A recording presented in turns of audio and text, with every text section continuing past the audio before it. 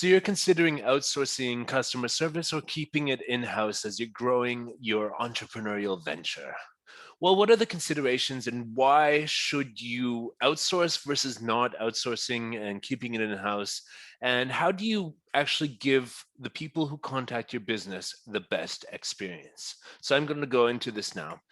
My name is Eric, and I'm from Support Adventure, and we actually are a service that provides, outsourced customer service and technical support and all that sort of stuff. So I do know a lot about this, and you can get this from me, but I'll try to be as unbiased as possible. Just some stuff that I've noticed. So mostly what I'm thinking of is websites and apps and stuff like that, like Airbnb or Uber or, some e-commerce site, anything that, users might need help from technical support or customer service, and to actually have to talk to somebody via email or phone or chat to help them out. Why should you outsource that? Number one, specialization. If you get the right company that specialize in providing that sort of customer service, they will have been through it with many people like you. So you won't be inventing the wheel again. They are specialized in providing customer support or technical support or something like that. And they're going to know best practices around implementing a help desk, ticketing system, phone systems, how to hire people, how to get to know your technology to be able to translate the considerations of that technology to the people who are your client base. And so, I mean, a lot of the time what we see is like software companies will start by supporting in-house with the development team, but the development team is likely going to be out of touch with the people, and they're not going to be focused on giving great support because what they really want to be is a development team. They want to be developers. But when you hire people through a company that is specialized on giving excellent support, and they know what your product is and how that translates into actual support tickets, how to build a knowledge base, they're specialized in doing that, then you can actually focus on what you do best, which is running the business, having the idea, developing the product, and delivering it. So a lot of the time we see that support is actually an afterthought for a lot of companies. It's like, you want to build the app, you have this dream of building this app that will, deliver like kittens via helicopter or whatever it is. And you're focused on that. You're thinking of all the parts, like which helicopter to get, how to feed the kittens while they're being airlifted. I don't know, strange example, but you're dreaming about the app itself. Now, you're not thinking about how that should be presented to people in terms of a customer service, technical support. You're not thinking of how to document the most 25 most common issues that users will have while using the product, so that a frontline of the support ecosystem will be able to handle that. First people, you're not thinking about how to dispatch 2,000 support tickets. You're not thinking about all that sort of stuff. So why not hire somebody who's used to thinking of that, who's used to defining escalation policies, who's used to defining how things should be documented, how ring groups or telephone, how tickets should come into the system, when to close tickets when the user is unreachable multiple times and all that sort of stuff. Why not hire experts in doing that? And the experts in doing that are probably going to own their own businesses rather than be people that you could hire internally a lot of the time, because the most intelligent people are entrepreneurial. So why don't you support another entrepreneur like myself who strives towards excellence in that by outsourcing to someone like me, rather than trying to hire full-time staff members and probably and having to oversee their work in this area? Why not hire somebody who has built a venture based on being passionate about giving excellent support and giving excellent jobs to support people and all that sort of stuff? So that's what we do with Support Adventure. Next one, scalability. If you talk to me, we've got people working in about 20 different countries in all sorts of time zones. We do follow the sun 24-hour service. And, it's not much of a stretch of a imagination for me to actually I haven't done it yet. We're focused on English language, but I could do these recruitment drives and recruit people who speak other languages. The time zones is no problem. We're doing that already for all sorts of different products, different languages, different time zones, different types of businesses, different niches, people with different experience in different types of niches and all that sort of stuff. When you have a company that's specialized in A, recruiting people, and B, creating great environments for them to work in, and C, implementing those environments for whatever is being supported and setting up a help desk that will just run like a clock, then guess what? It's scalable. It's easy to ramp up. You manage to grow your business, which you should be focused on growing it. If you manage to grow your business and get another 10,000 users on your product or service, guess what? Then you would have a problem on how to grow your support desk, and the cracks will start to show when you go from a 5-person support department to a 50-person support department. But if you go with a company like mine that has already been through that, done that, it's going to be so much easier because we've seen what sort of organizational systems and ideas need to be implemented to get past that awkward stage around 10-person support desk. We've seen companies that are rocking it at 60 people.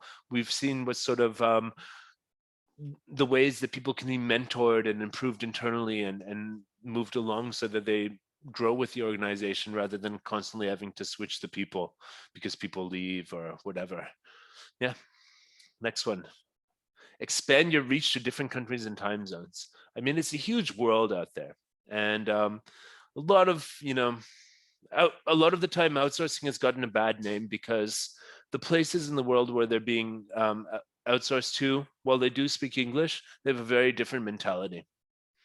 And they have the mentality, just tell me what to do, give me the script, give me the rules, and I'll follow it. And they don't have that outside of the box thinking and empathy of the users and the sort of cultural resonance that comes with a company like Support Adventure, which we hire expats around the world. So I started being from Canada and living in Europe, in Eastern Europe, in Serbia.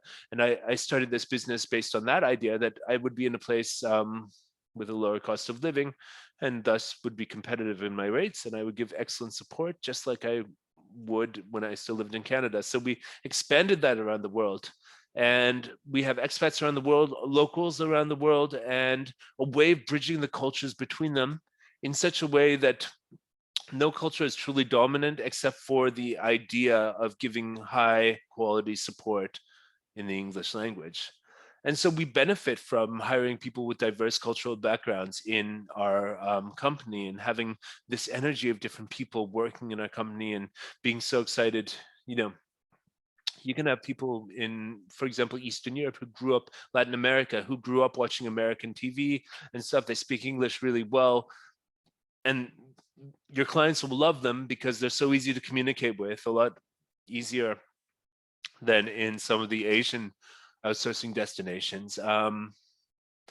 But along with that, when you hire those people, you get this flair of culture, a flair of the slight accent. They usually speak perfectly understandable English to the level that I do, but the flair of having a international team is really great. And lower costs, of course, by outsourcing customer service and technical support, you can hire a company like us. We've been around the world. We know what stuff costs around the world. We know what average wages are, how that relates to a standard of living of the people that we're hiring. And we make sure you're getting great people at a great price. And it's a win for everybody that, when we hire people in South Africa, for example, we know what the average wages are there, and we know that we're paying more. We know what the average sort of employment terms are there. We've heard about, that in that country, for example, there's a huge thing of people being asked to work on a Saturday when it's not even part of their contract, but they just do that because that's part of their job. And we offer better conditions that will not happen to you. First of all, it's optional if you want to work overtime, and it will be paid. For example, and we've been there, done that. We go around the world. We've done the legwork for you. I've flown around the world to these places. I've been to Asia, Latin America, Africa, all over Europe, you name it. And when you come to me, you get all of that expertise, and you get to save money. A lot of Americans, for example, can't believe our rates, whereas a lot of people who we hire in places like Serbia can't believe our rates that we're paying them. And we've managed to find the nice middle ground where everyone's winning. All right, so number 5, more experience management. You know, when you are focused on customer service as your main thing, you're going to end up hiring managers for customer service and technical support, another area of focus, that are going to actually be more experienced than, for example, if you're doing an app company that provides, you know, dog food delivery, and you need to do a customer service department, you're not going to know how to hire the customer service manager for whatever you're delivering. You know, you're going to focus on getting the product, getting the distribution, getting the orders, getting the marketing and all this stuff. But if you hire us and our main thing is technical support and customer service, then you can pretty much understand that we have scoured the world for the best people who can be managers in the area of technical support and customer service, and we know what to look for, because that's my background and it's my passion, and we're looking at this constantly. And last of all, better structure from that department. If you hire internally for customer service and technical support, then you can expect that it's just going to be like, well, you'll get the structure that you insist they implement, and you might decide on a structure, not knowing much about what kind of structure thrives or makes the people working in this environment thrive. But with us, we've worked with lots of different companies that have lots of different structures, ticketing systems, voice over IP systems, and all this sort of stuff. And not just that, but standard operating procedures, escalation policies, and all of that. And we bring the best recommendations on how to set up that structure. If you want a turnkey, just take our best recommendations, and you will have a really effective way of taking the customer service and technical support cases and managing them right out of the box. And you won't have to make the mistakes that a lot of people do when setting up this sort of system. We can advise you on the best way to structure the inbound ticket flow. We can tell you how to structure the best way to handle dispatching it to the different support or technical support agents. And we can tell you the best way to analyze the results of those people doing their work, so that you get nice, neat reports at the end of the month of how many cases were open, closed, how long it took to solve each case, average utilization. We can flag the cases that are repetitive and need a fix of an underlying issue in the product or service, and all of that sort of stuff. When you outsource to a company like ours, our focus is on providing the best service to your customers, so that your focus can be on providing the best product or service.